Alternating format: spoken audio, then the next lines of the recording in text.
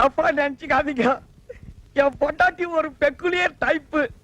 நான் தினமும் பூவை வாங்கிட்டு வந்து இங்க வச்சிருவேன். அதை எடுத்து அவ தலையில வச்சுக்கிட்டான்னா அன்னைக்கு பூரா மத்ததுக்கெல்லாம் ஓகே, இல்லன்னா ஓகே இல்ல. எப்பவும் இன்னைக்கு வைக்கிறது வழக்கம். வச்சு 4-5 நாள் ஆச்சு.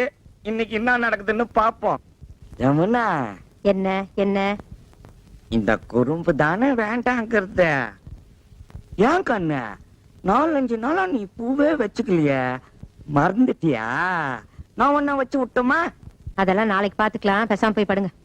ஏன் கண்ணு மூடு அவுட் ஆயிடுச்சாமா? பின்ன இருக்காதா? பாவங்க அந்த உஷா பொண்ணு ஒரு வயசானவரை கல்யாணம் பண்ணிக்கிட்டு வந்திருக்கா. அத நினைச்சா எனக்கு மனசு கஷ்டமா இருக்குங்க.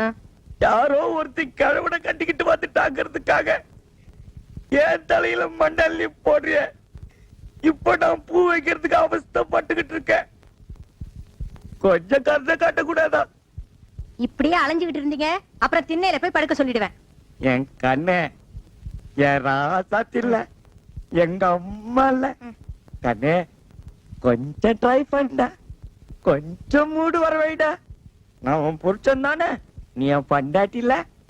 இப்படியே சொல்லிட்டு இருந்தீங்க, திண்ணையில இல்ல காலையை விட்டு வெளியில அனுப்பிடுவேன். ஓஹோ, அந்த அளவுக்கு வந்துட்டியா? நானும் பாத்துக்கிட்டே இருக்கேன், நீ பாட்டுக்கு பேசிக்கிட்டே போற. இப்ப நீ பூ வைக்கலாம், என்ன நடக்கும் தெரியுமா?